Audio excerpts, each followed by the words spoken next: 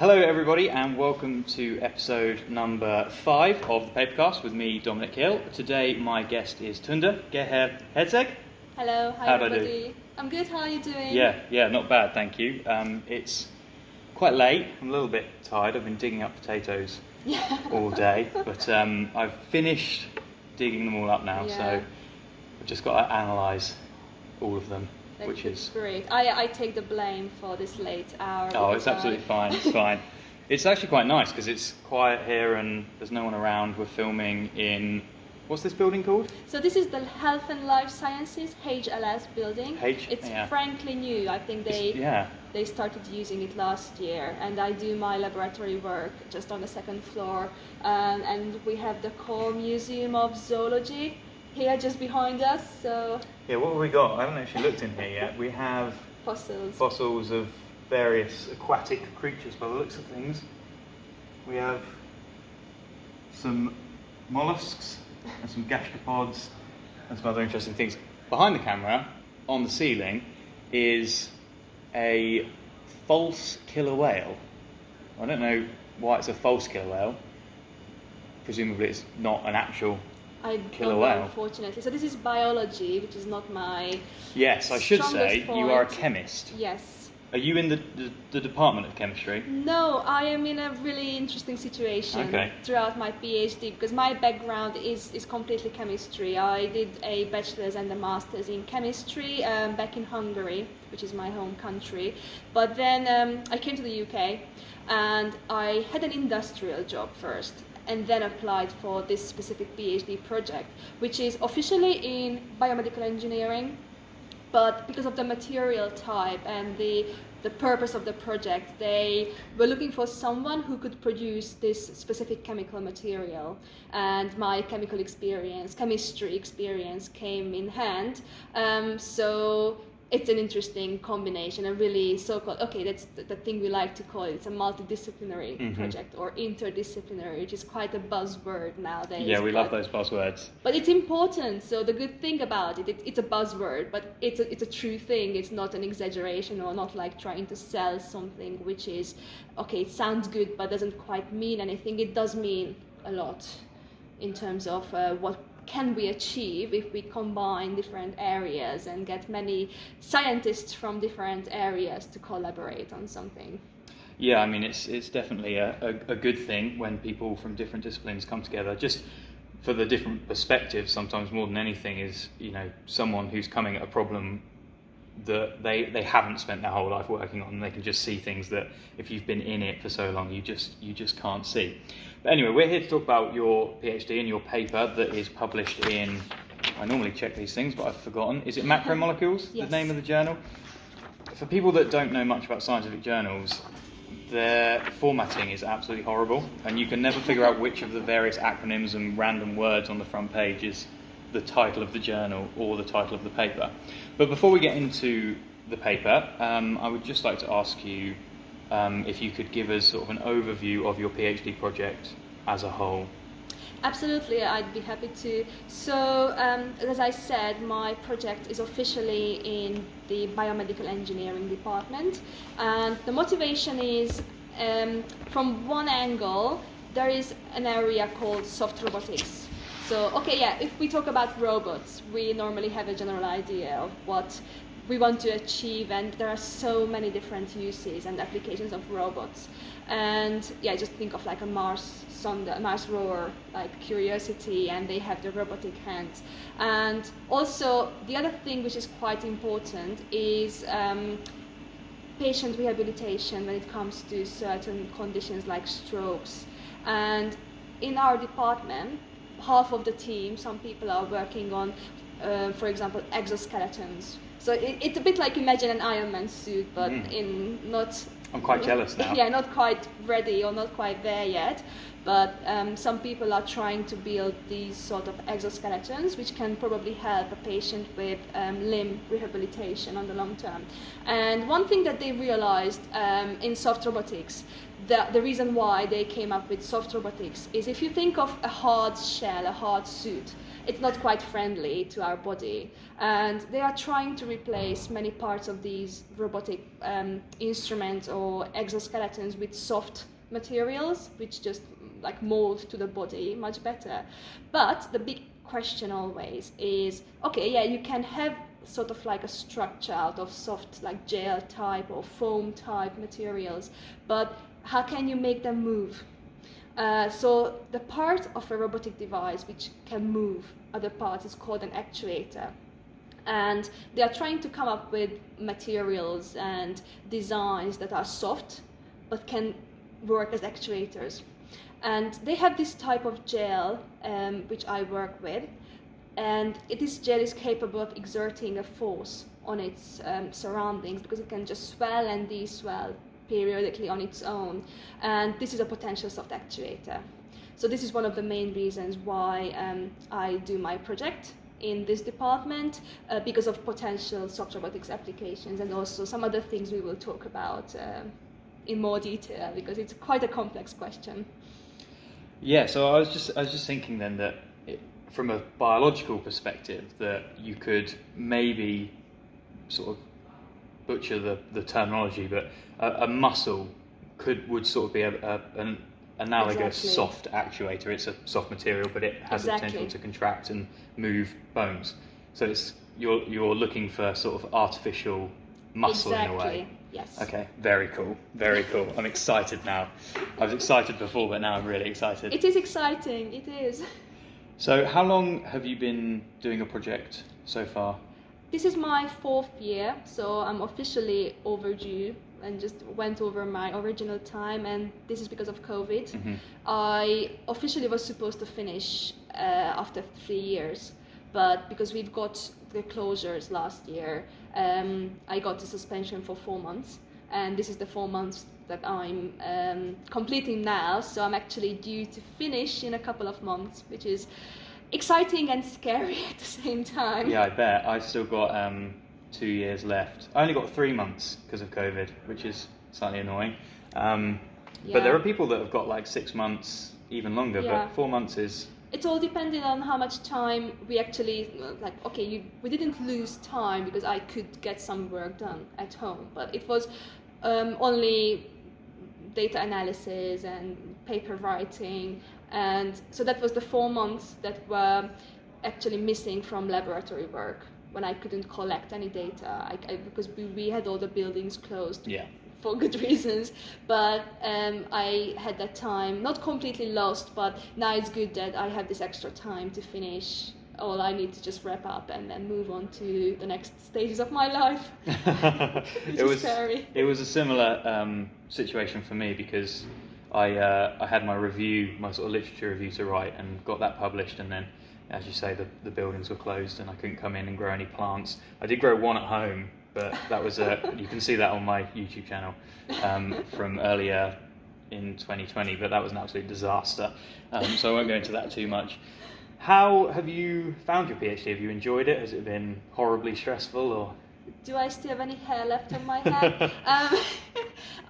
It's a wide ride. It's amazing and stressful, and even more amazing and more stressful, and you can't quite prepare for it, and you just need to survive, and then you have the extreme high points, and like when you actually feel like you get to a point where you accomplish something and you feel the achievement, it's really good, but then you have to get through so many moments of depression and anxiety.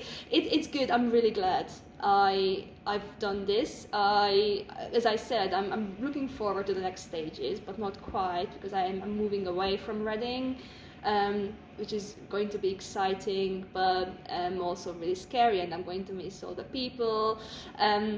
So yeah, I really loved these past few years. That's good to hear as someone that's halfway through. It's nice to know that there's a light at the end of the tunnel. Absolutely. But yeah, I still get those little... Just hang on.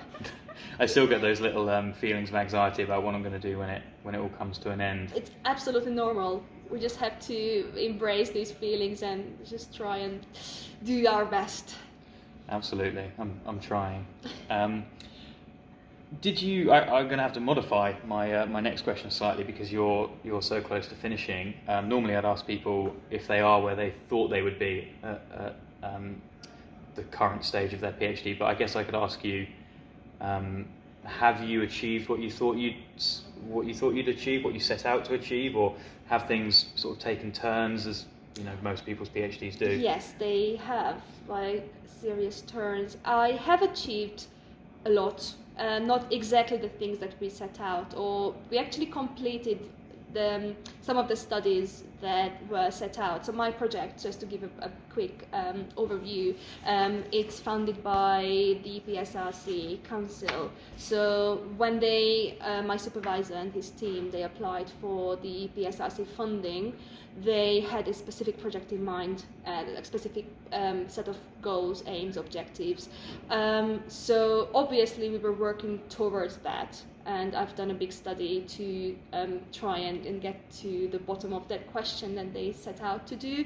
And I had some really nice side projects. And this paper that we are going to talk about was one of the side projects.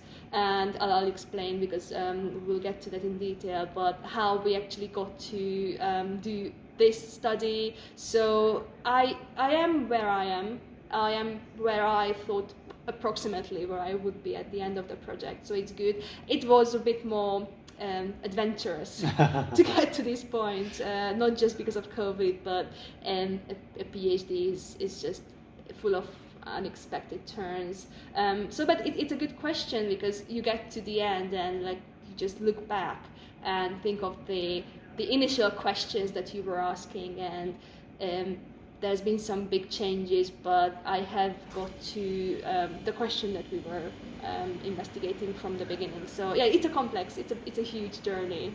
Yeah, I'm just going to check that, because I don't know if that's locked. I don't know if you know if Audacity would have stopped working. I think it shouldn't, but... Cut this bit out. Yes.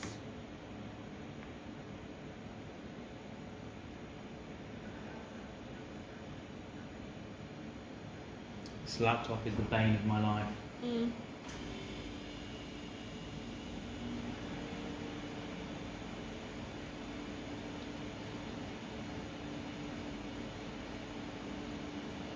I got given it by the university, and it's just horrible. Oh, it just takes forever to come in. So does that look like it's been? It looks like it's been going on. Yeah, it's been recording for 16 minutes. Yeah, cool. Okay, so I can just forget about that then. Yeah, so let's just go on.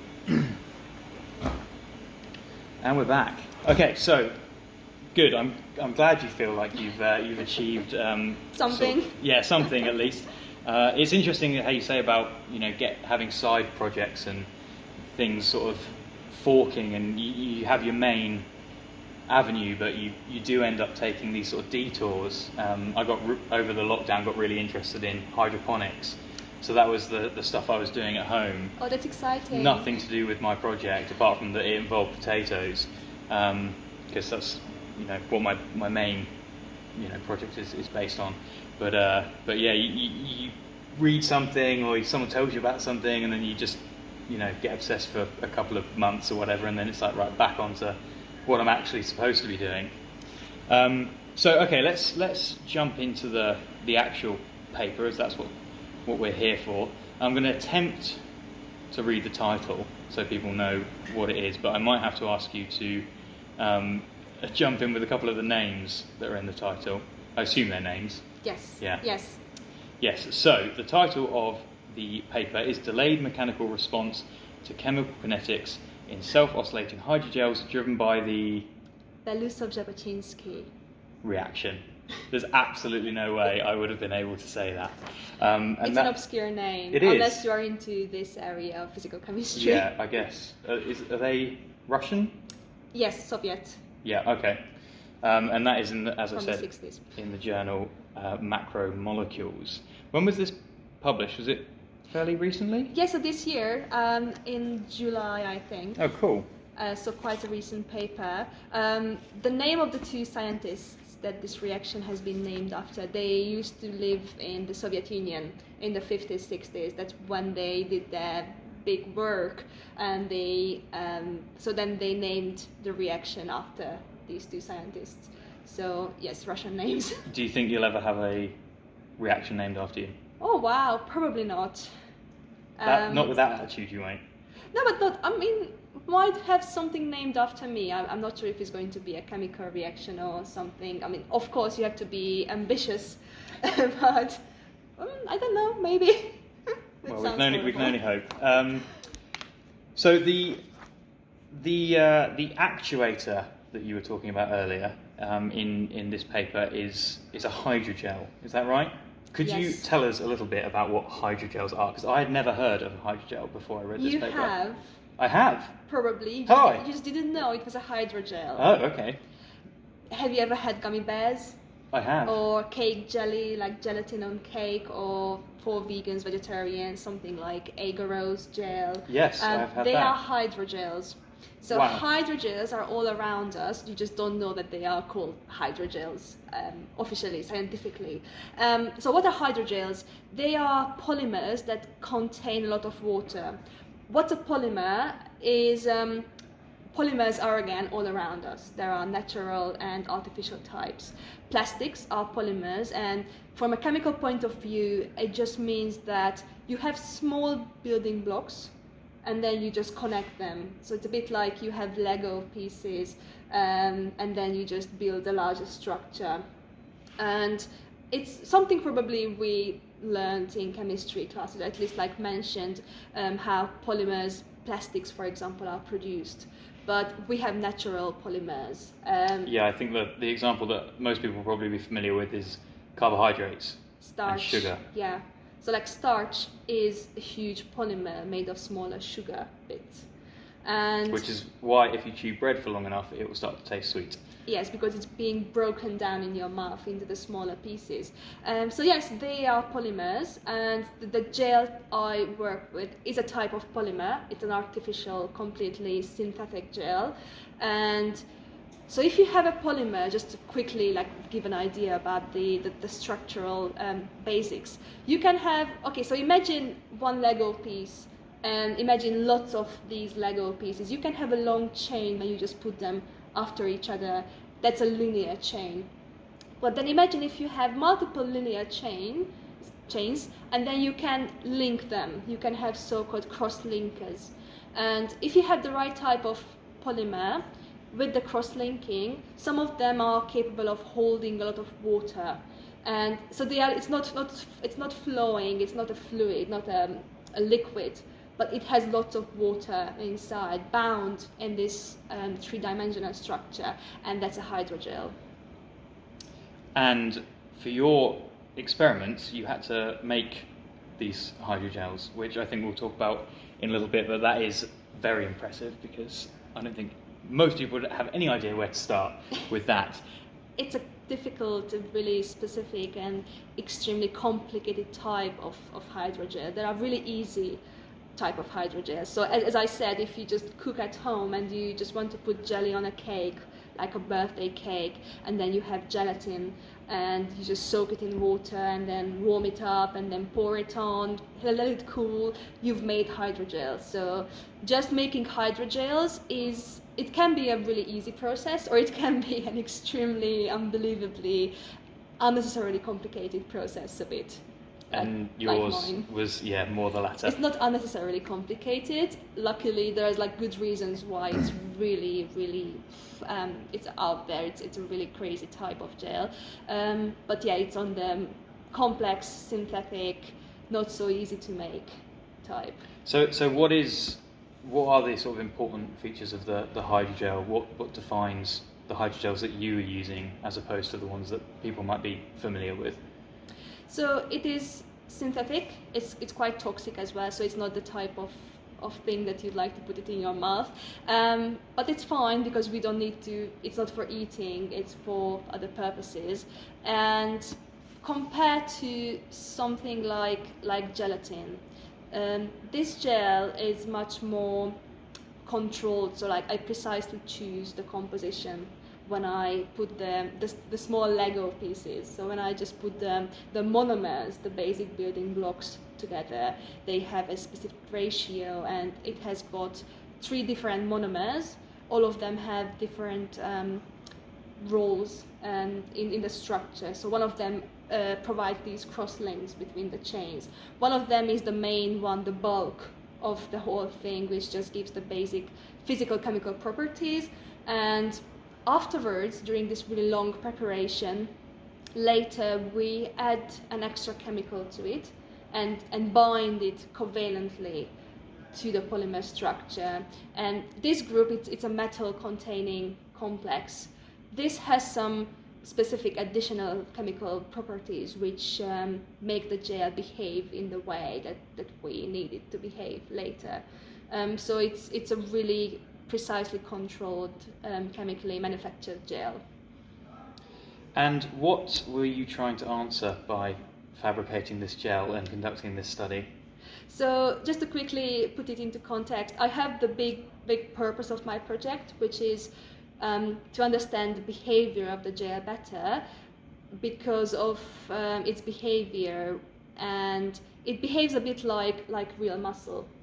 So this is the overarching big purpose of my project, the big objective. But this study, this paper specifically, the idea came to me during literature review. Because I was just looking at other graphs and previous studies that had been published, and I just had huge question marks. I was looking at graphs specifically, which show the chemical behavior of the gel over time, and that can be observed because of the color change. There is a really visual, really spectacular color change in the gel due to the chemical change. Oh, wow. Yeah, but this is because of just chemistry. Like we know, like I'm sure everybody will think of times when you've seen a chemical reaction change color. There's a really school titrations. Yes, titrations. I think the last time I saw something like that. Or there are some really good experiments that you can do at home with your kids or children or anybody, school children too, with red cabbage.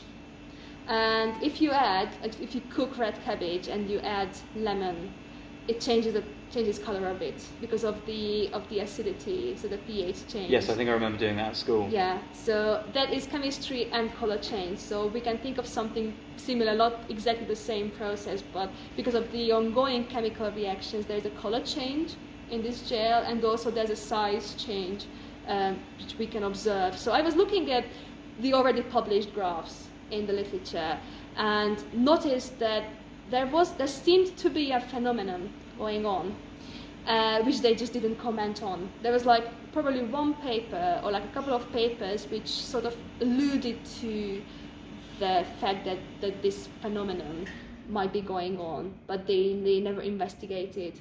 And the thing I'm talking about, there seemed to be a delay between the chemical process and the size change, which we call a mechanical, so movement-related change.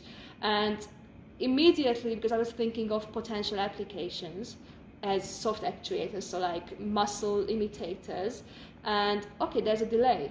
That looks to me like in these graphs, a substantial delay, but no one has investigated it.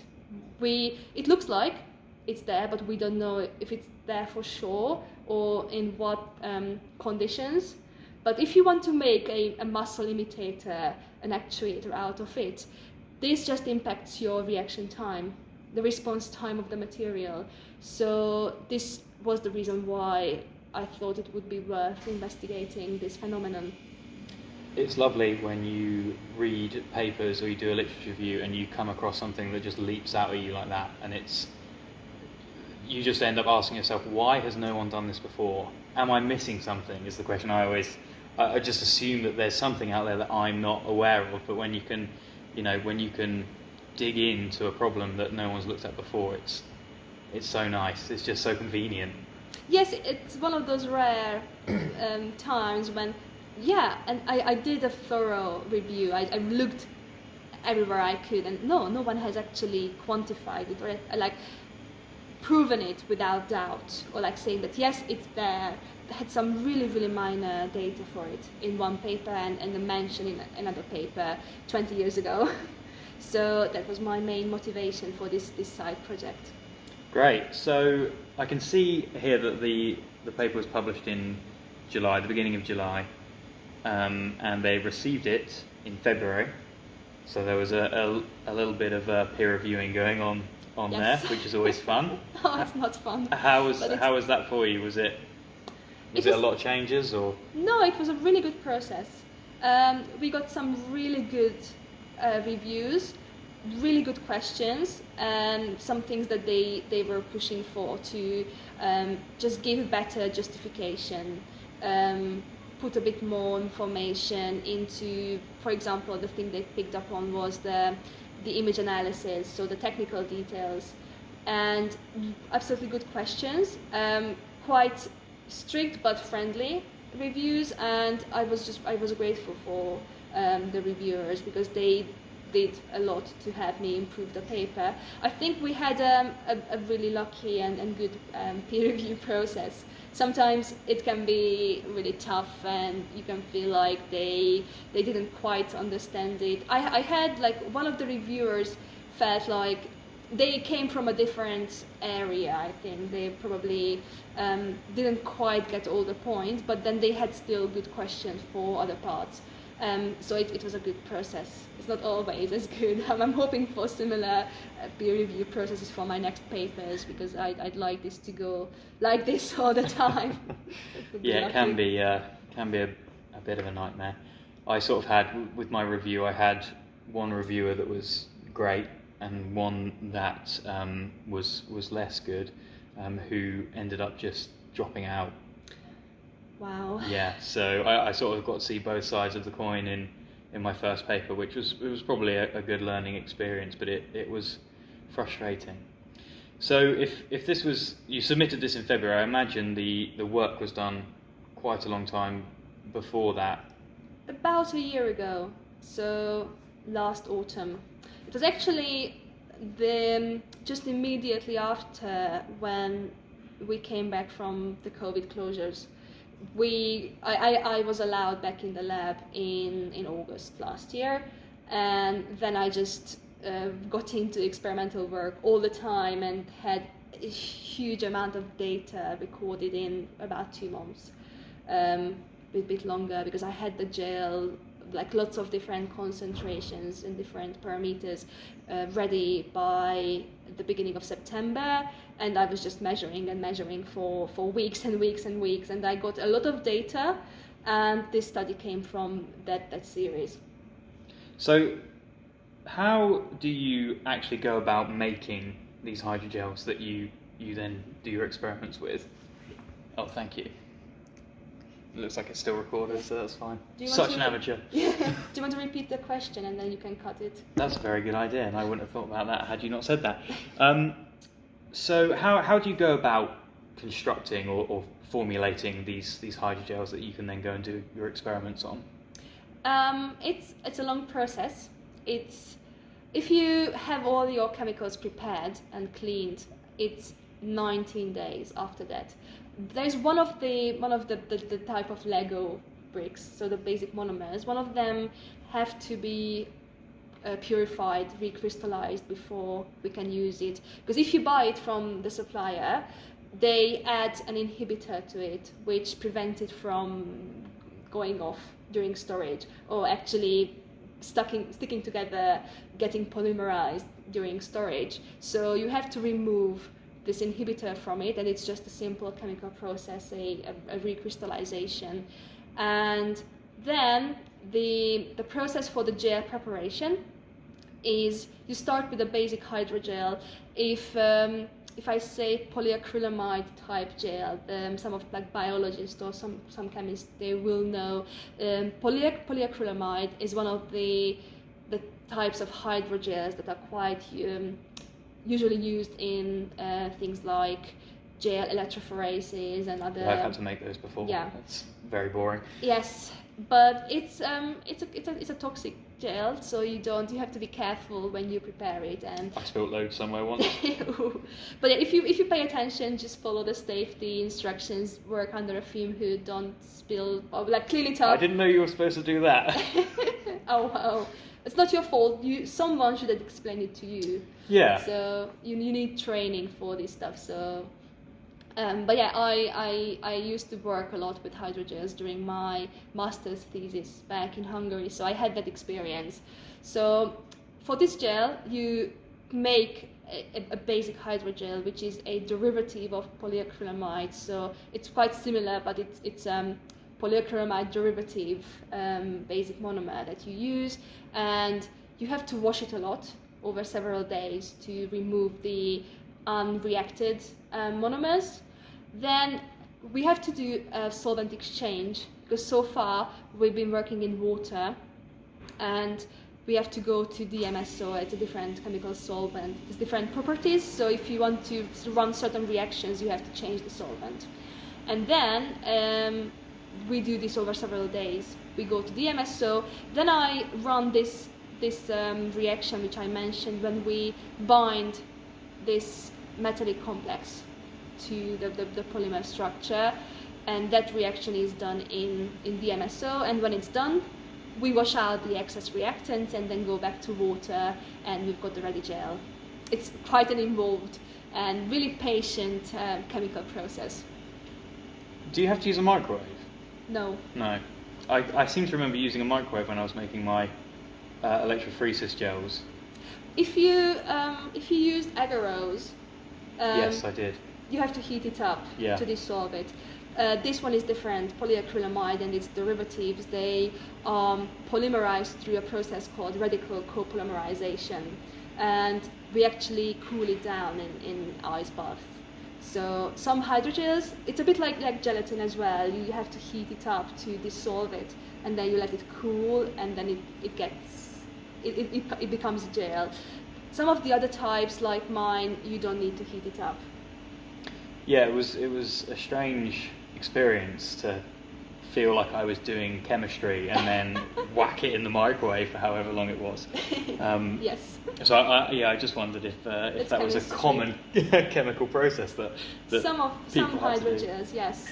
We do have microwaves, microwave is an interesting thing. You sometimes find the exact same microwave in a lab, like you could have at home, but then there are the really high-tech microwave instruments which do a lot more.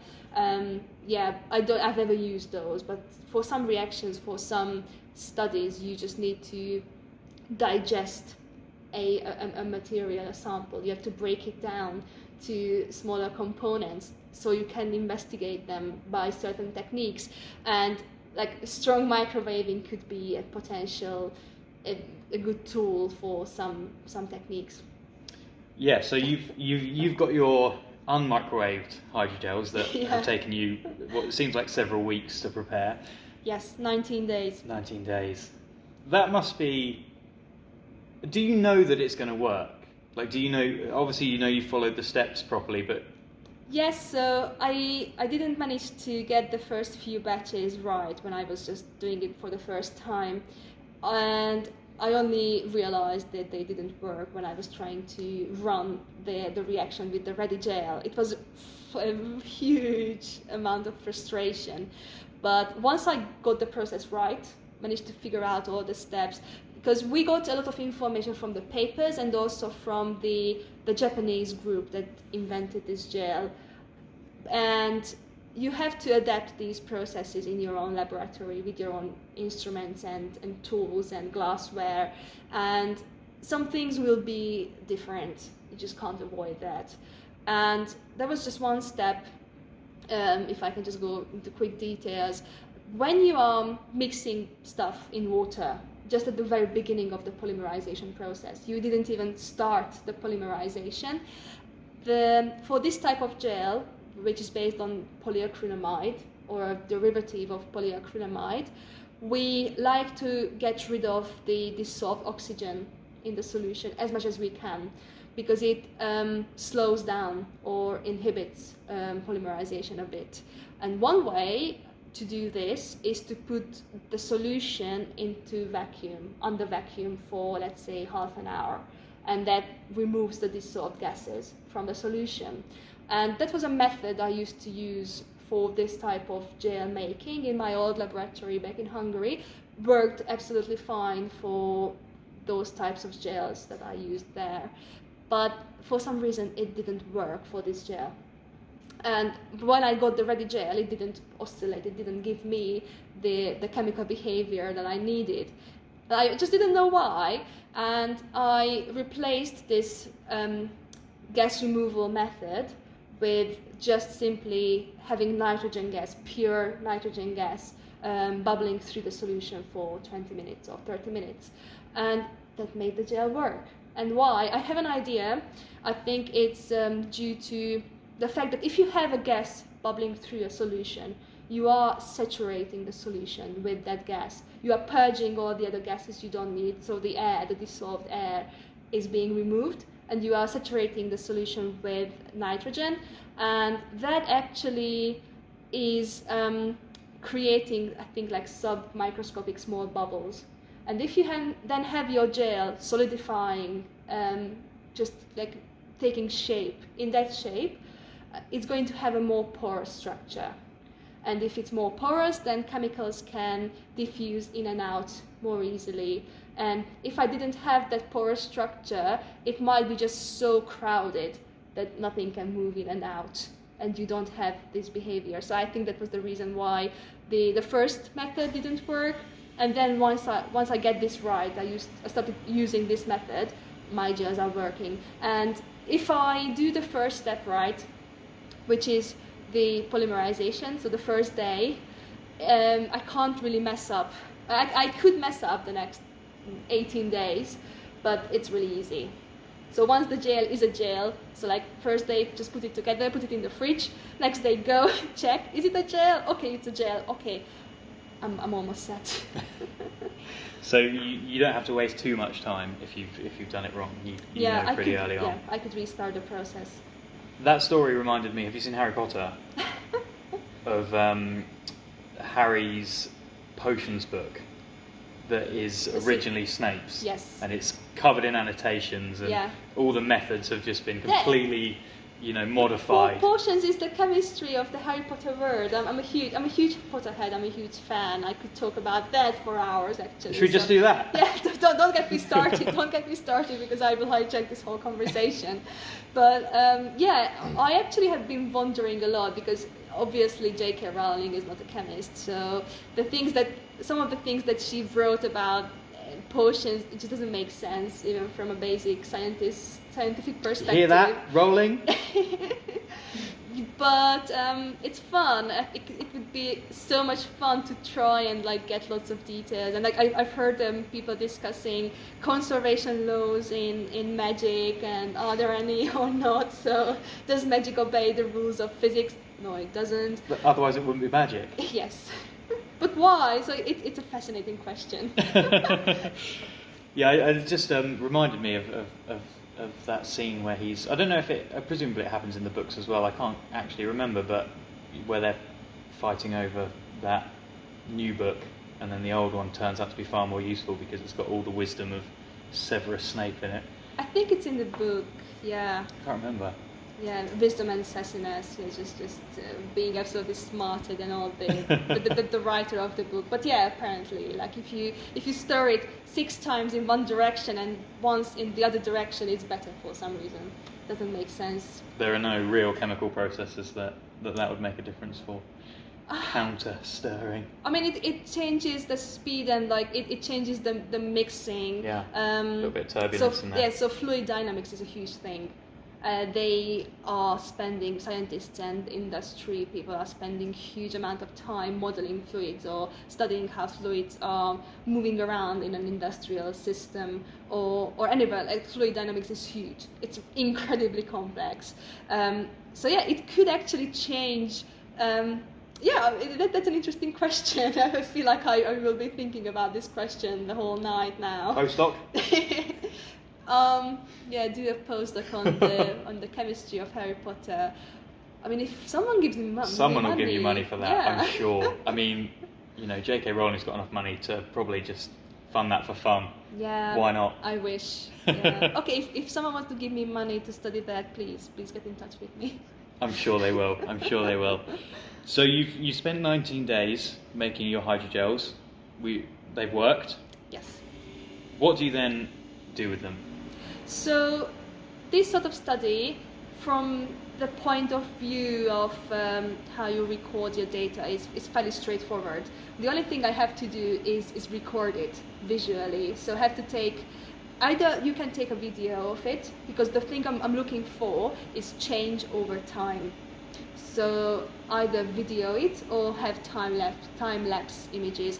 And normally I just I put the gel into the specific chemical solution which makes this complex reaction take place, and I just put it under a microscope camera. I usually, for this study, I used really small pieces, like smaller than a millimeter piece, and just record the pieces over time, how they change color and change size, and that's it.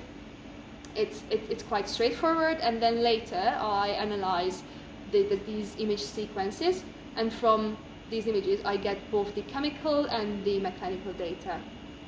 So that relates to the potential use of these materials. Then you're trying to figure out how they oscillate over time, and you know, I don't know, but presumably there would be some use for a material that can oscillate predictably and reliably, and that's what you're trying to figure out, if this material can.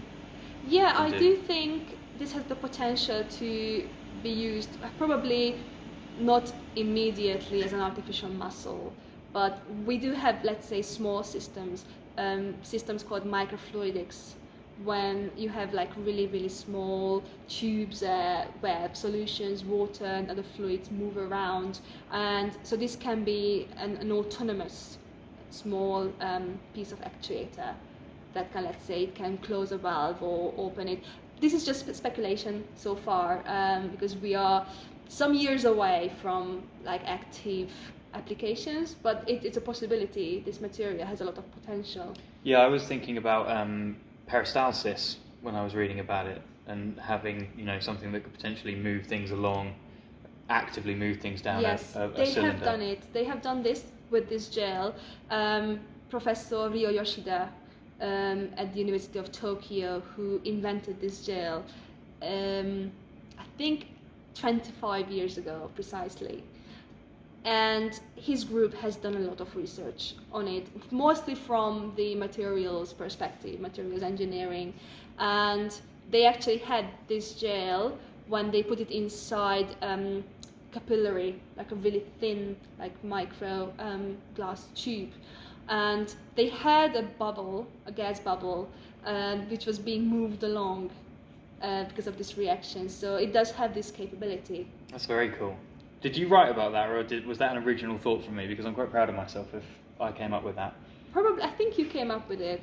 Yes, that's a win. Yeah. So I think you mentioned just then that you oh, that's locked now, but if it's going to record it, it will be fine. Good, hopefully, okay. Yeah. If not, that was a great episode. Thank you very much.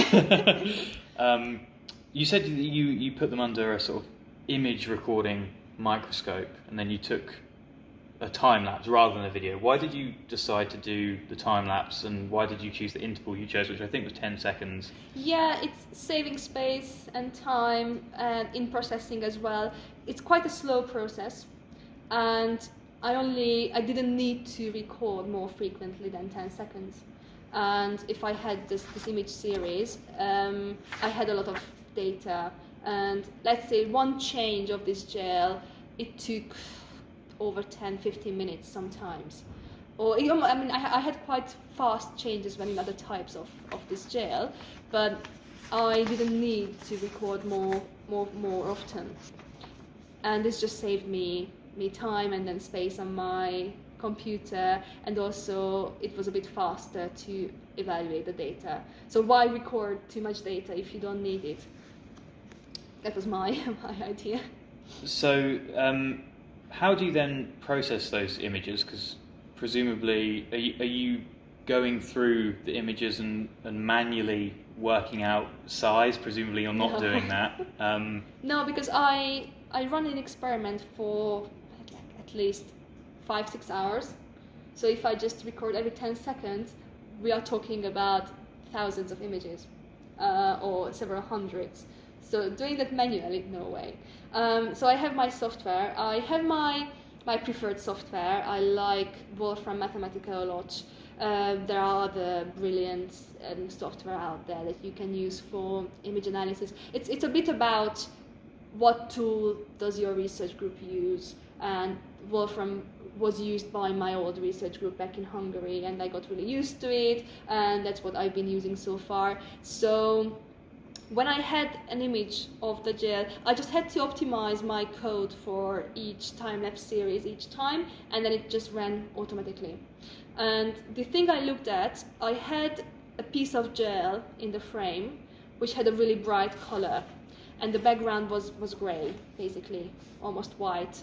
So when I wanted to look at the color change, I looked at each pixel of the image. Like, I told the code to look at each pixel and look at the RGB values. And the thing I needed to tell my script to separate those pixels that belonged to the gel and what belonged to the background.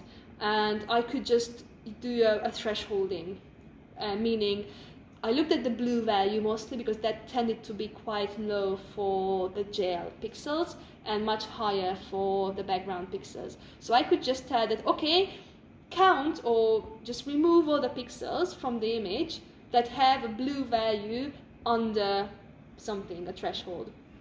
And also I had just other conditions to say that let's really make sure that I distinguish between the background and the image. So when I had all the pixels for the gel piece, I just averaged the color in each time frame, and then I had the average color, mainly the green value, because this comes from the chemical color change. So the gel, when it's in one chemical form, the reduced form, it's red, and when it gets oxidized, it goes to a different chemical state, it becomes green. If it goes to entirely, or if it doesn't need to go entirely in the oxidized form for it to be greener. So if there was like an increase in the green value over time, that indicated the specific part of the chemical reaction I needed to look at. So for each time frame, I had just an average color value for all the pixels that belonged to the gel. That gave me the color value, and also to get a size data easily out of each frame, I just counted the number of pixels, and that gave me, if you calibrate it with somehow under the microscope, that gave me the area, the observable area of the gel, and that changed over time as well. So when I saw the chemical change, that corresponded to a size change almost at the same time. So that's how I got both my chemical and my mechanical data out of the images. That's very cool, very cool. So it's kind of like how a green screen works. You're picking a color or a specific aspect of a color, and then removing that, which is exactly what green screens do. Yes. And then you're looking at what's left, averaging the color to give you the color, and counting the pixels to figure out how big it is. Yeah. And that means you don't have to look at an image. Yeah. The computer just does it. Yeah, absolutely. And the computer does something like that because you have a frame in video editing which has pixels. So you don't need to go pixel by pixel to change something, but you just give the software your instructions of what colors to remove, and it does it. So it's a bit similar, absolutely. Very clever, very good. So you've spoken about, you've made your hydrogel, you have put it in a solution and it started to oscillate and it started to change colour. But I don't think we've mentioned yet that you were comparing different concentrations of something, which I can't remember because that's where it starts to get a little bit complicated. Yeah. So maybe you could speak a little bit more about that. It's the thing I mentioned, so it's this metal complex that you add to the gel later in the preparation. So you bind it covalently to the structure of the polymer, so it's in the gel. You don't just soak the gel in it, but it's bound to the gel. And because this group actually takes part in the chemical reaction. And well, I looked at this phenomenon in the literature, and I just noticed that there seems to be something going on that they haven't quite investigated yet. It's natural to look for different parameters you can change in your experiment, and the quantity of this metal group in the gel was something I could control. I could produce different gel concentrations. So it's one of the parameters that you have to set at the beginning of polymerization, so in the preparation process. But then I had different quantities of this important chemical, this important group in my different samples, and I could look at the different behavior, or like how much, did this phenomenon depend on the concentration, the amount of this complex in the polymer? It did. And it was the reason why I actually chose this parameter, because it was also straightforward, and I read about some commentaries in other papers that this is an important quantity, an important concentration, and there were some efforts by other groups when they were focusing on producing better types or more efficient types of this polymer to look for methods where they could increase these quantities. So it was natural for me to have a range of different concentrations and look at my phenomenon as a function of the concentration of this metal complex. So it was 5, 10 and 20%, yes. Is that right, of the metal yes. complex? So you've got a very, very similar hydrogel sort of backbone, and then you're manipulating the concentration of this metal group yes. on the incorporated in the hydrogel. I can let you in on a little secret. Please do. I had the 1% and 2.5% gels as well, but they behaved Where are they? They're not in here. They behaved so differently that they are getting their own paper. Very good, very good. Well, we like that when we do one experiment and we get two papers. They did something unexpected, and that deserves just another paper, because it's a hugely different phenomenon, and I'm writing that paper right now. Very cool. Hopefully you'll still be here and we can talk about that one as well. We'll see. Yeah. If you don't go back to Hungary, maybe I'll have to come to Hungary. I've never been, so I could come meet you and we can talk about that one. So, what were the differences then between these different concentrations of the metal? Did you call it a compound or group? Metal complex group. Complex. Okay. A lot of difference. So one. It was an additional graph that we included just to show that the largest concentration, the 20%, didn't actually work quite well. It had quite a lot of issues, and that was quite a surprise because of those other results and discussions in paper when I just saw that they were trying to increase the metal complex concentration in the gel, because then they were expecting larger magnitudes of size change. So it's actually a swelling and de-swelling process. So and that's caused by, is it water moving in and out of the gel, exactly, because of the ongoing chemical processes. So there is a chemical process which goes on because it goes on, and it triggers this size change, the swelling, de-swelling. And the more of this metal complex you have in the gel, which acts as the catalyst of the chemical reaction, they expected higher amplitudes, magnitudes of swelling, de-swelling.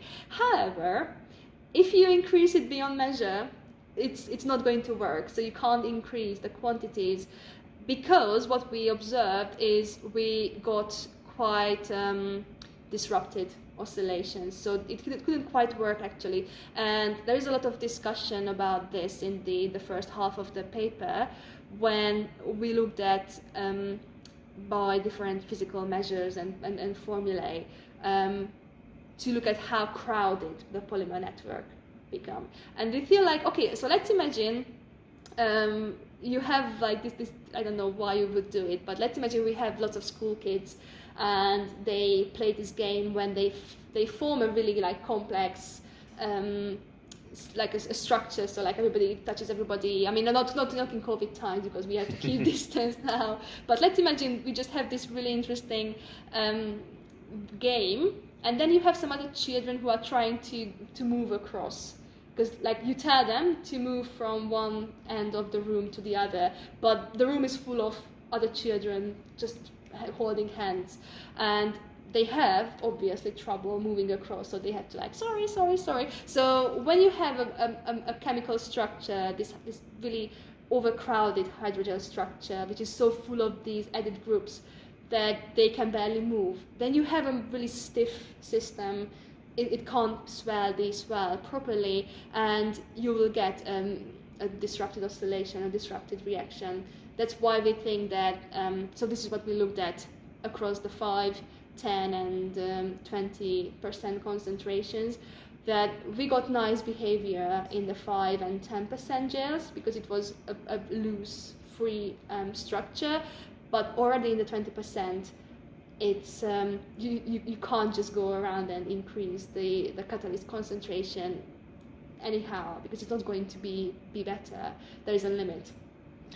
So presumably there is a point between 10 and 20%.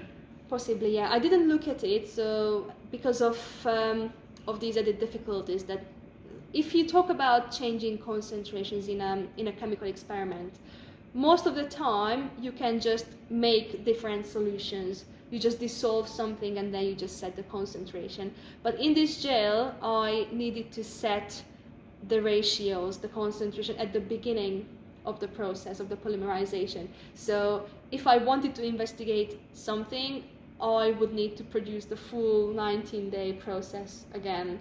So we didn't spend time on pointing out where exactly it got too crowded, but it's fair to say it's somewhere in that region. So I think it just points to the fact that the most ideal concentration we can find is around the 10%, and that's enough of a direction for other researchers as well to, okay, yeah, let's not go and increase too much, but 10% is fine. It works and it's not too crowded. So just to make this really clear, and mainly just so I know that I've understood what you've been doing, you've constructed this gel that varies in terms of concentration of this specific metal-containing group. That group catalyzes a reaction spontaneously that causes some kind of change within the hydrogel that can cause the influx of water. Once that has reached a sort of maximum point, the chemical reaction flips and causes an expulsion of the water, and this happens spontaneously and repeatedly over time up to a point. Is that? It's almost precisely correct. Yes. So the chemical reaction is just going on its own. If you have the reactants, and that gives a spontaneous energy release because you have a spontaneously occurring chemical reaction, and this chemical oscillation, it keeps going on its own, and the influx and so the in and out movement of water follows the chemical reaction. So the chemical reaction goes up, we are going towards the oxidized state, and that makes water to go in to the polymer network from the outer solution. And then the chemical change just goes on, it goes back to the reduced state, and then that makes the gel lose water. So we have the spontaneously ongoing chemical reaction on its own, and this mechanical motion, the swelling, de-swelling, follows it. Do we know why?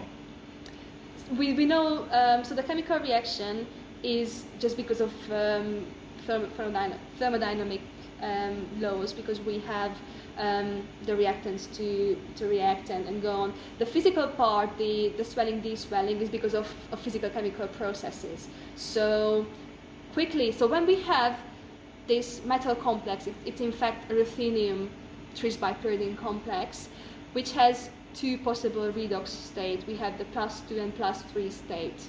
And when we go to the oxidized, the +3 state, we are going to have a much higher electron density, different hydrophilicity, so the affinity of the polymer network to attract or repel water. Like hydrophilicity means how much it likes water, hydro is water, hydrophilic is liking something. Yeah, hydrophobic is hating water. I think it comes from Greek. So when you change the oxidation state of this complex group, then it either likes water more, the entire structure, or it hates water more. So it attracts water or it repels it. Just to put it simply, it's a bit more complex because we have quite a lot of physical chemical processes going on. But this is why, in response to the chemistry, the chemical change, we are going to have the swelling, deswelling change. So this is a slightly obscure question, not to you, but to general people that are listening. This process would work with any polar molecule? Because obviously it would work on water because it's, it can pull at different parts of the molecule, whereas if it was a non-polar molecule, it presumably wouldn't. It's a good question. Probably, I'm not sure if it would work in different solvents, but it depends on. I would need to look into this because this is a reaction, and the hydrogels are usually done studied in water because they bind water. So yeah, it's a good question. I suppose water makes sense as well because if you are looking to use this at some point in a maybe biotechnological or biomedical sense, it makes sense to look at it in an aqueous environment because that's what we are. And so going back to, because this really caught my eye very early on in the paper, this sort of spontaneous oscillation is the reason why you liken hydrogels to heart cells, because is that right? Is that why? Yes. So if you look at this gel from a large distance and you see this swelling, deswelling behavior, it reminded people of the beating of the heart immediately. Yes, it looks like it, but it turned out that the comparison is a bit more than just a surface level similarity, because we have chemical oscillation all around in nature, and in each individual cardiac cell, heart cell, we have a calcium-based chemical oscillation. So we look at this gel a bit like from a perspective of, could this be a real basic non-living sort of not organic, or I don't know if what would we call it. It's a bit of a complicated question, but it's a non-living simplified physical chemical model of the heart in a way. So this is why I was just saying, I think at the beginning, that our group has multiple motivations for studying these materials. One of them was the soft actuator, soft robotics idea, and the other one is to look at building a physical chemical model of the heart. And this gel is a good idea to start. That's amazing. It's also amazing that, and not to put your excellent work down, that nature already understands these things far better than we do. Just evolution has just produced. We are discovering things. I think that's the key. That's natural sciences in any way. That yes, you are inventing things as well, but we are discovering. And yes, you can produce these exotic chemical oscillations in the lab, but it is in nature. And biochemistry, like our biology is full of chemical oscillations. Poorly understood chemical oscillations in some places as well. Yeah, but there is evolving research on it, luckily. If you think of the circadian rhythm, which governs our daily cycle, so when we go to sleep, when we wake up, most of our body functions are following the circadian rhythm. That is basically chemical oscillation, biochemical oscillation in other way. So this is Nobel Prize winning research, not mine, but in terms of chemical oscillation and these really exotic kinetics, so change over time. It's all around the place, luckily. And we mess with things like circadian rhythms without really understanding them. These bright lights all around us are probably screwing our circadian rhythms right up at the moment, as it's almost pitch black outside. There's a small moon, but this is not natural. No. I mean, the fact that there's a giant dead whale above us probably makes it even more unnatural. It's really atmospheric. I like it. It is nice. I think this is a good set, actually. I might have to start recording here more often because it's very nice. It's slightly noisy. I don't know what is going on over there, but hopefully the people at home can't hear that. There's a cafe and fridges just cooling. Yeah, they have nice sandwiches and stuff. Is it good in here? Yeah, I like the coffee. I've never had anything from here, really but good. I normally work just over there, and we don't have any nice. We have a small kettle. And a microwave, but that is about it. This so is maybe I'll have to wander over. Yeah, this is called Cafe Trilobite.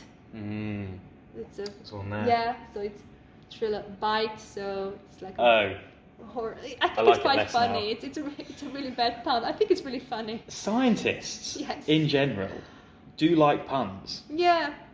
I don't. I don't think other people like our puns mostly. I don't know. Painful. I don't think they do. I think to me it's just a way of showing off how smart you are. Puns are. And I'm not that smart, so I don't like them very much. But my supervisor works on rocket, the salad crop. So every paper is rocket science. Oh, ow. Exactly. Sorry, Luke. So going back to the hydrogels, I'll probably put this, if you don't mind, can I put this up? Absolutely, yeah. In the video now, you'll be looking at a graph and you'll see that for the different concentrations you have these different oscillations, which is just represented by the up and down lines on the graphs. They seem, obviously the 20% one is slightly anomalous, as we've talked about. Yes, disrupted. But they still all seem to dissipate over time. These oscillations seem to get less frequent or more spread out. And then eventually, after roughly 8,000 seconds, is this seconds or is this?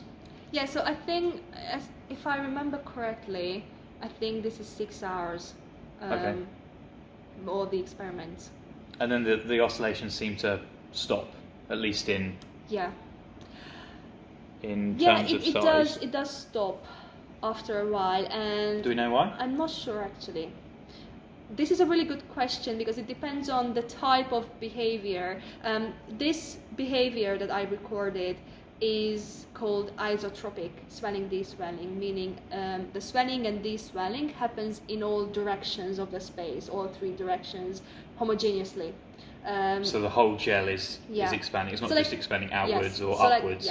So imagine a sphere, and then it just swells and deswells in all directions at the same time. Like blowing up a balloon. Yeah. So that is called isotropic swelling, isotropic swelling deswelling. And if you want to achieve this behavior in the gel, you need to have the small pieces, so sub-millimeter pieces, because then water can just uniformly move in and out. If you have larger pieces, let's say like a centimeter long, or you can have like a really thin sheet of this polymer, then you can observe something called chemical waves propagating. And it's a bit like, this is another comparison to the heart's behavior. If you think of the heart, we know, for example, about electric signals traveling from one part of the heart and then throughout the entire organ. So if we look at this gel in larger pieces, then the behavior that we are observing, signal propagation, signal traveling, it reminds us of full tissue level behaviors. And for some reason, I'm not sure still, isotropic swelling deswelling that we've studied, so we just picked one of the behaviors for consistency to look at. And isotropic swelling deswelling seems to stop after a few hours. But in the same gel, so same batch, exact same composition, but larger piece, so we have the traveling waves, that behavior sometimes can go on for days. Or like much longer. I'm still not sure why isotropic swelling deswelling stops after a while. Chemical oscillation itself, if you think of this reaction, I was studying the gel type, but the just purely the chemical reaction that has been studied in a solution format for a long while, and if you just throw stuff together, they get consumed over time and the reaction stops. And that is physical chemistry, because of the thermodynamics. If you consume all your reactants and then you get to equilibrium, it stops. There are different ways actually for maintaining a reaction. If you think of an industrial setting, a factory, if they have a big reactor and they keep stirring it and then they keep feeding in the pure, fresh reactants all the time, and then also taking away the end product all the time, you can maintain the same reaction for as long as you want. But of course, you are investing energy in, and you are putting in new material. It's basically how a car works. Yes. Like there are lots and lots of examples. So chemical oscillation itself is a process that behaves just like all processes. So it's an interesting point I just like to quickly make about chemical oscillation, that back in the 50s, when they didn't know that it was possible, they actually rejected the idea that chemical oscillation was possible. And Paul Belousov, the guy, he was a biochemist, I think. He was trying to replicate or come up with reactions which are similar to the citric acid cycle, so the basic energy producing cycle of living systems. And he mixed some chemicals and got a solution periodically changing color, but between translucent, transparent and faint yellow. And people just told him that, yeah, you are colorblind. There's nothing going on. And later, I think Jabotinsky was either a PhD student at that time or a postdoc, but another career researcher, and he got Belousov's recipe. He added an extra indicator, ferroin, which changes color between a really bright red and blue. So no one could deny that there was a color change going on. But before that, before Jabotinsky really managed to prove that this was going on, chemists were just saying that it's not possible, chemical oscillation is not possible. And the reason why they said this is that they were thinking of oscillation in terms of physics. So what is the best example of physical oscillation? The easiest? Sound? It's a good idea, but I was thinking of something more mechanical. It's a pendulum. So imagine a pendulum. If you are just letting it hang, it stays like that. It's at equilibrium. Okay, you give it some momentum, give it some energy for it to move around, and it starts moving around, but you still have this vertical point, the equilibrium point. So the pendulum oscillates around its equilibrium, and then because of friction and it loses energy, so it stops after a while, it dissipates the energy. And in chemistry, this is not possible either, because if you have a chemical equilibrium, compare it to the physical equilibrium, there is momentum in the pendulum, so it passes over the equilibrium point, and then because of the momentum, it can come back. But there is no such thing as chemical momentum. So if you have a great band name, by the way, that'd be a really good band name. Yeah, I like it. So if you have a chemical reaction just proceeding at speed and getting to equilibrium point, once it gets there, it's not going to go over on its own. You can push a system out of equilibrium if you invest energy. But if you have a pendulum, you just let it go. You are not investing in new energy for it to have the momentum and go over the equilibrium point. In chemistry, in a chemical system, if a reaction reaches equilibrium, it is not going to move over. It's going to stay there unless you push it out again, but you have invested new energy in the system. So this is why they thought that chemical oscillation is not possible. But why is it possible? Because it's not like physical oscillation.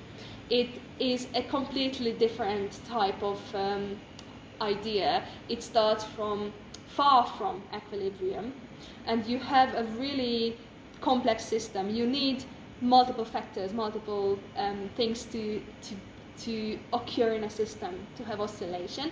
And if you have some of your intermediates in a really complex reaction scheme, so it's like not a single reaction, so it's not like A plus B equals C, but you have like 10, 20 different sub-reactions, and some of these reactions will interact with each other. So let's say you have one reaction, like let's say sub-reaction number 3, which speeds up a different reaction.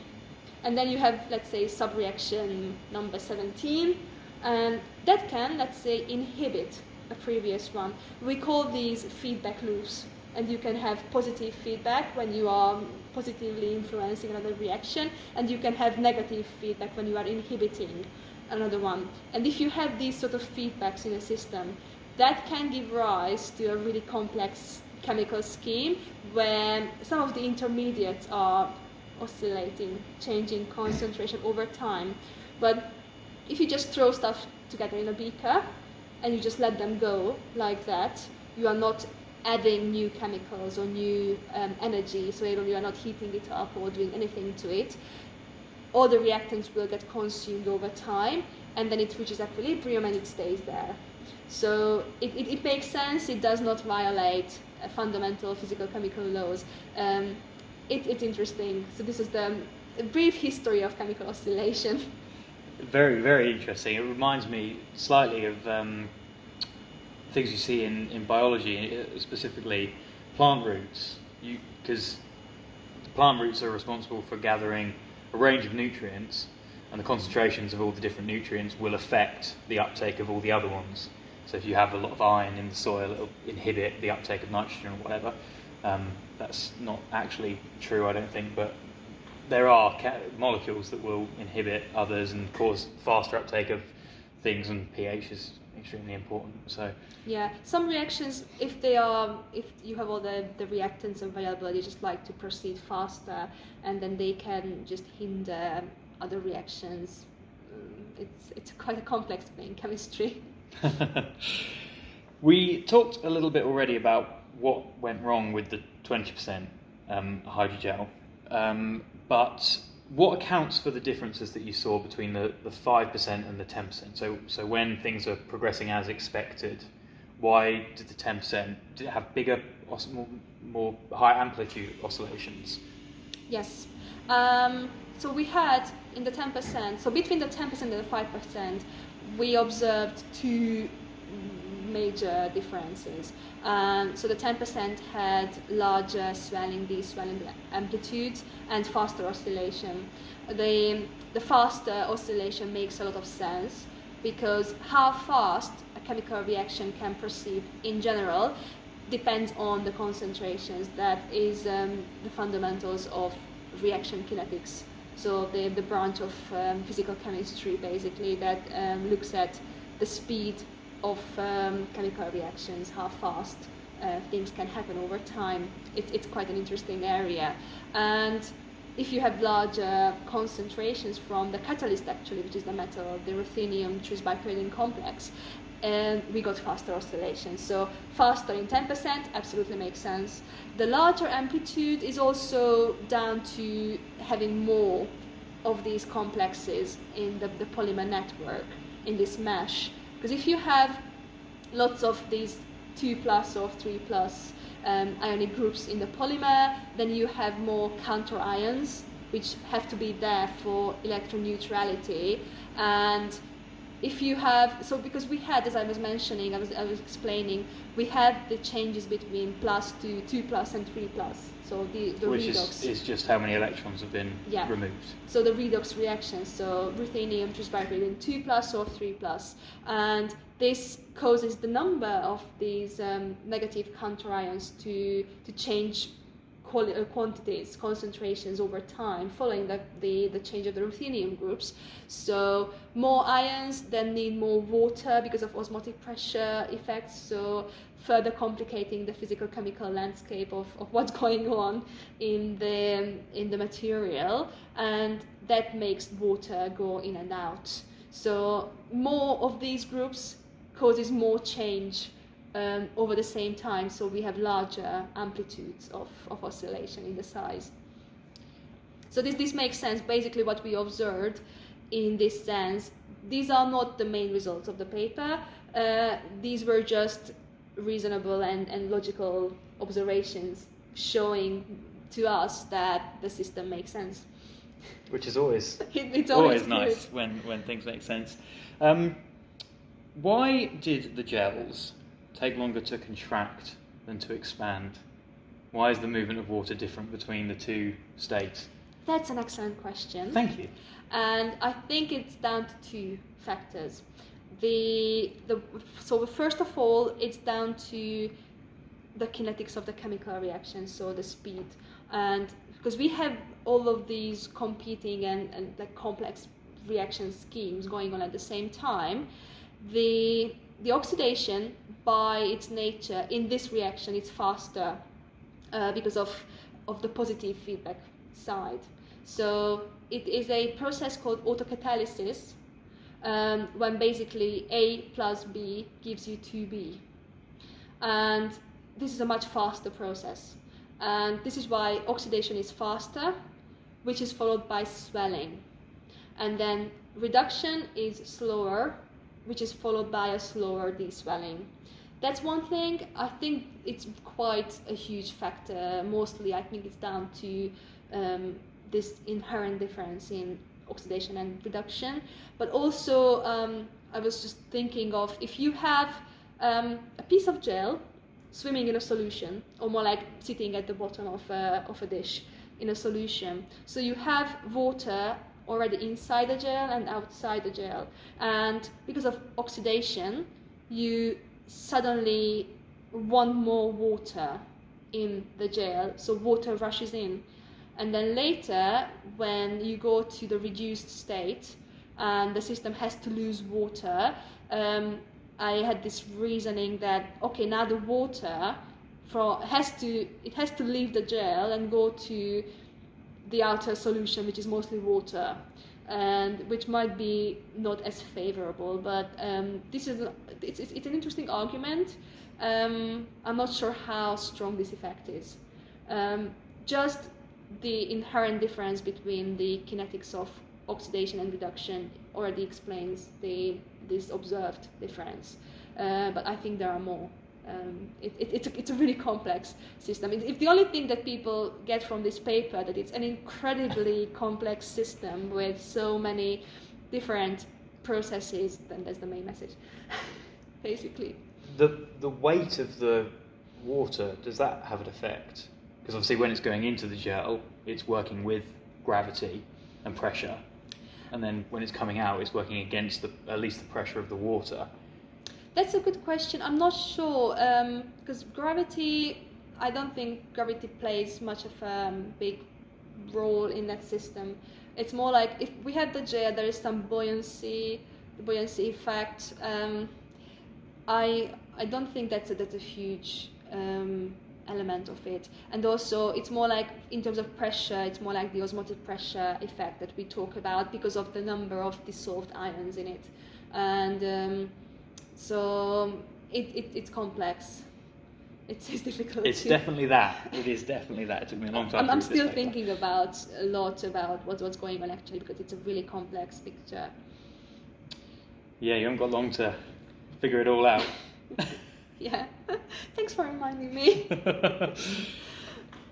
So I think we've already answered my next question, which was going to be about the potential applications for this technology. We've talked about soft actuators in robotics, and then maybe some biomedical uses as well. Is there anything else that we haven't talked about? No, I think it's potentially the artificial muscle direction, which I can see. We'll see. There are limitations, and there are a lot of questions to figure out for scientists, because it has a lot of potential. We do have a lot of ideas of what you could get out of this gel, but we still don't know a lot about the gel, and I'm thinking of like basic properties and parameters that industrial people like to know. So okay, if you produce this gel in the lab, you've spent 19 days on it, and okay, how long does this going to last? What's the shelf life of the gel? Is it durable? Can you reuse it? I do have a lot of open questions, which I would be really glad to do a postdoc on it, to investigate some of these questions. I just need to get some funding for it, so we'll see if I manage to do that. But I do think it has potential. It just needs more work. So that leads me on quite nicely to the next question, which is what would you like to do next? So I'm moving to Cambridge already. Very nice. It's already decided because of family reasons, and I need to look for a job there. I've started applying for postdoc fellowships and trying to get in touch with some research groups there, and if they like my research proposal. So that's one avenue I'm exploring. Otherwise, I've been told that Cambridge is really nice and it has lots of opportunities for chemistry related. I don't know about the chemistry. I'm sure people have told you that are right, but it's a very nice place to be. It's a lovely city. I love it already. I'm quite depressed about leaving Reading already, because I've been living here for 5 years and I have lots of friends, and I just got used to this place. But I'm looking forward to the new people I meet. No offence to the people of Reading, but Cambridge is much nicer. I think I'll end up there as well. Lots of agricultural jobs around there, and it's just lovely. I've played rugby there, and everyone's friendly, and it's a nice place to be. It's nice. I like it. I'm just going to miss Reading, but yeah. So that's we'll see. The weather's better. Yeah. It's a little bit drier. A little bit. So I'm open to both academic and industrial jobs. We'll see. I'll see in like 5-6 months after I finish my current papers and write my thesis and hopefully defend it, go through my viva, and then we'll see. We'll see. Well, hopefully you can let us know what you're up to, and if you do publish anything soonish or before you leave, then it'd be great to have you back on to talk about it. Yeah, hopefully. You actually have your own podcast, which you've been doing for much longer than I've been doing mine. I do. So I wondered if you wanted to give a shout out to that. It is, I believe, in Hungarian. Yes. So I've been doing this podcast with one of my best friends, and he's a postdoctoral researcher in Berlin, and we went to the same chemistry course back in Hungary. And it's in Hungarian. We are talking about anything and everything science, basically. It's a weekly podcast. We put on new episodes each Monday. For any Hungarian listeners, we are called Lyukasóra Tudományból. It's an interesting wordplay. If you can't quite translate it to English, but I like to give a sort of alternative title. It means something along the lines of after school science special or after school science class. It's difficult to translate. So any Hungarian listeners, if you are interested in just general science, anything, we talk about chemistry, but physics, astrophysics, we quite like psychology.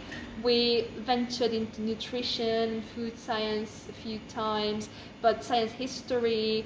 I think it's a fun. It's quite an involved thing, but I love doing it. I love talking about science, and we do have some nice dialogues about everything. And we are always looking for new topics and new ideas. We always ask our listeners to recommend topics, and we have received many really interesting questions. We had an episode not long ago about asteroids and like how much danger they actually pose to our lives, but we also try to keep it current. So we had an episode about climate change when the COP26 conference was going on. So it's quite a varied podcast. It sounds amazing. It makes me wish I could speak Hungarian so that I could listen to it, but unfortunately I can't. Yeah, you can learn. It's a really difficult language. I've heard that it's one of the more difficult ones for English speakers to learn, because it's sort of not that closely related to. It's not. It's I think they sometimes say it's a niche language, geographically as well, it's not quite related to any of our neighbors, and it's quite a complicated grammar that it uses. So yeah, good luck to anybody who learns Hungarian. Why did you choose to do it in Hungarian? Because presumably you could talk about the exact same things in English. We could. We had this idea of we both speak English with my friend, but you have lots and lots of brilliant science programs, and I'm not saying you don't need more, because there is always room for more science programs, but there are no such programs in Hungarian. There are some science shows and science people talking, but not this podcast type. So we were just trying to give something new, and we just love talking about science, and we are really trying to get to the general public and engage people. And mostly what's really important for me is to engage and motivate the next generation of scientists, because this is why I got into science, because I was interested in geology when I was little. For some reason I loved earthquakes and volcanoes, and I was watching natural programs about volcanoes, and so I hope our program is something for the Hungarian audience, to just show that science is fun, science is so varied, and we do have the main Hungarian audience, but also there are lots of Hungarians like me and my friend living abroad, and we do have listeners from all around the world listening to us. I just love looking at our statistics sometimes and see people from everywhere on the globe. That's really a heartwarming thing when I just see that, oh wow, we have people from America, Asia, everywhere listening to us. That's actually got to be really nice as a sort of more, coming at it from a less widely spoken language, because I love looking at the sort of analytics as well and seeing that there's people in America or Canada or wherever, but I know that they're Americans or Canadians, but presumably, you would assume that the people that are listening to your podcast are native Hungarian speakers. So it must be really nice to sort of see where your people are spread around the world. Hungarians are everywhere. I think you might be the first Hungarian I've ever met. It's possible, yeah. I don't have. Yeah, I think you are. I don't have much friends, or I don't know many Hungarians around. There are in Reading. There are some people in this school as well, but not many. So so we are everywhere, but we might not be. We are like sneaking. Oh wow! That's terrifying. Just look for the really complicated names, and then you'll spot the Hungarians. Definitely attest to that. Like my name. Yeah. I think I did an okay job though. Yeah, you did a brilliant job. I've already forgotten how to pronounce it, so I'm not going to try again. But thank you very much for doing this. It was a real pleasure to talk to you. Thank you for having me. And I don't know if I can get your sign off on this, but I think I understand what you were talking about. I think you do. You had really good questions. Oh, thank you. Thank you very much. It was actually fascinating to read your paper, because it's so different from what I normally do. I salute you for reading it, because it's physical chemistry and some materials science, so it's really out there. It's specific terminology. Yeah. So you did a lot of words job. I had to look up. So we've had archaeology so far, meteorology, a couple of agriculture people, and you're my first chemist. I don't know what we're going to do next, but hopefully something with fewer words that I need to look up. But it was fascinating, and I really enjoyed the sort of parallels you drew with biological systems. That sort of, I tweeted about it. I think you must have seen that. It sort of sucked me in as a budding biologist. But thank you very much. So, do you want to say the name of your podcast one more time, just in case there are any Hungarians that would want to check that out? Yeah, so mindenkit, aki magyar hallgatónk, várunk szívesen a Lyukas óra tudományból podcast oldalon van. YouTube csatornánk, Spotify-on megtalálhatóak vagyunk, illetve Facebook oldalon bármikor elérhettek minket. So I was just saying that we do have our YouTube channel so we are on Spotify and most of the major podcast platforms, and we do have a Facebook page if people want to connect to us. Lovely, great. Well, thank you very much. Thank you for having me again. I really enjoyed this. You're welcome. Hopefully we can do it again when you get your I lower hope concentration papers published. We'll see. Yeah, I just have to write the paper first. Oh, tell me about it. I'm doing one now, but we shouldn't get into that because we'll be here moaning for hours and hours and hours. Yeah, stop the moaning. Get to work. Thank you very much for listening. If you've been listening on Spotify or Apple Podcasts or wherever it is you get your podcasts, it seems like there's an infinite number of places you can find podcasts. Thanks for watching if you're watching on YouTube, and I will see you in the next episode. I always end the episodes like this, and it's very embarrassing to do it in front of other people, but there are listeners that specifically request it, so I'm going to have to do it. Peace! That's it. Thank you. Okay.